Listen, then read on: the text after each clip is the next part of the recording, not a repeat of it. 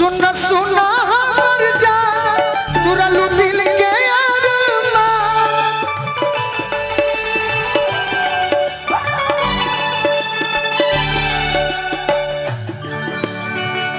चंद्रमा राय जी, चंद्रकेत राय जी, राजेश्वर राय जी, जलेश्वर राय जी, रामचंद्र राय जी, शिवचंद्र राय जी, टुनटुन कुमार जी, अखिलेश कुमार जी, मिथिलेश कुमार जी, जौन गाना के आदेश भाई हो। सुना सुना हमर जा तुरलू दिल के अरमान। पियावा मिलल पर से हमके चिन्हबू की ना, छछनबू की ना। पहिले जैसन साथी बात हमारा के जनबू की ना। पहिले जैसन जान कहि के मनबू है।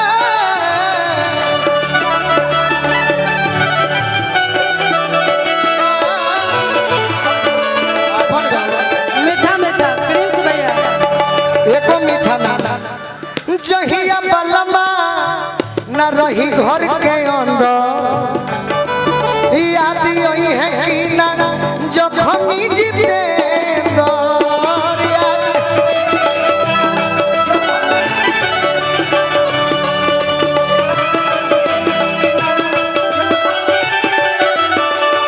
बाबा बाहर जाई है जो गोलू राजा। प्यार करबू की देबू साजा।